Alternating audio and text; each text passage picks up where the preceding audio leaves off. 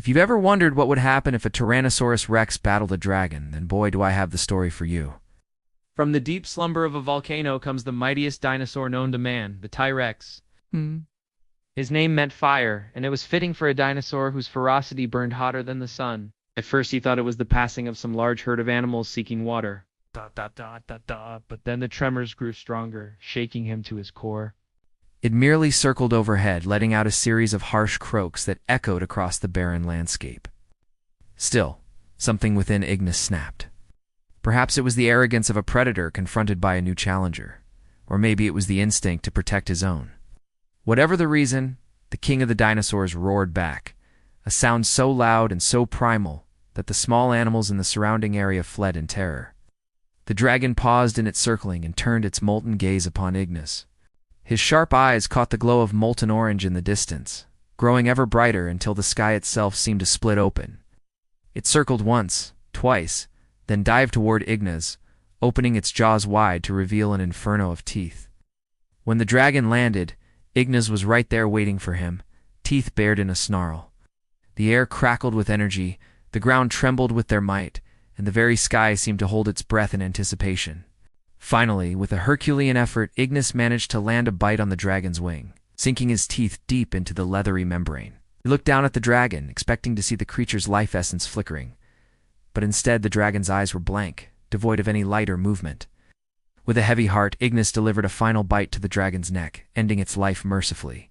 The dragon may have been a creature of myth and legend, but its spirit, its indomitable will, and sheer determination, that was something Ignis would carry with him for the rest of his days.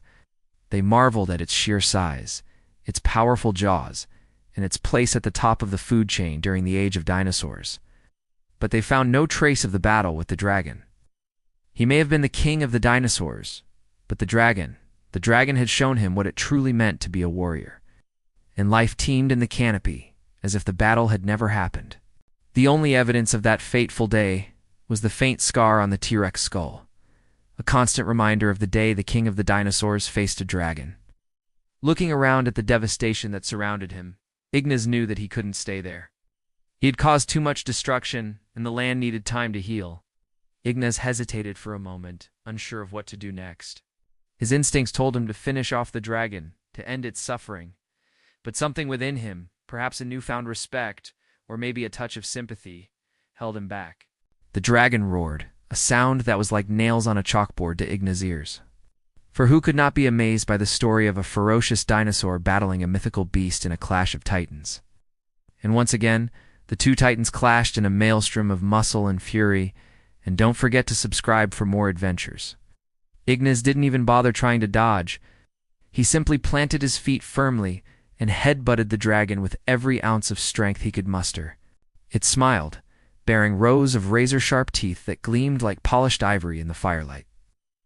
Then, with a speed that belied its size, the dragon launched itself toward Ignis, talons outstretched and jaws agape in a silent snarl. And for the first time in his long life, Ignis felt a surge of pure, unadulterated fear grip him by the throat. It thrashed wildly, trying to free itself from Ignis' grasp. But the dinosaur held on tight, his eyes blazing with determination. Suddenly, the dragon went limp, its struggles growing weaker and weaker until it finally collapsed onto the ground, its wings drooping like a fallen angel. And from the depths of the fissure emerged a monstrous head crowned with burning horns and eyes like molten gold. The impact of their collision shook the ground and sent a multitude of rocks tumbling down the sides of the nearby hills. Ignis roared in pain as the dragon raked its claws down his face, drawing blood that mixed with the dust and caked his snout. As the dragon moved, wisps of smoke seemed to trail from its nostrils, curling lazily into the air like the breath of a winter morning. Ignis took advantage of the distraction, lashing out with his powerful hind legs and catching the dragon off guard. The dinosaur's massive bulk slammed into the dragon's torso, sending it crashing into the ground and leaving a sizable crater in the process. The dragon recoiled slightly, surprised by the ferocity of the dinosaur's attack, allowing Ignis to get a good look at his opponent. And as it reared its head back, Ignis saw with growing terror that it was a dragon. Its golden eyes burned with a fierce intensity that Ignis could feel even from where he was. but the dragon's wounds were already beginning to smoke, showing the incredible resilience of the dinosaur's hide. Despite the searing pain in his side, Ignis managed to land a few solid blows, connecting with the dragon's jaw and shoulder, sending puffs of smoke rising from the point of contact. Ignis ruled his domain with an iron fist, or rather an iron jaw, crushing bones and silencing dissent with equal ease. But a shadow had fallen over his domain. A drought had withered away the lush foliage, and the very earth seemed to mourn beneath a merciless sun. And from the heavens above descends a legendary flying beast of fire and fury, the dragon. Today, only one will walk away alive from this showdown, so let the facts speak. In the time before memory, when jungles reigned supreme and beasts held dominion, there lived a T-Rex named Ignis.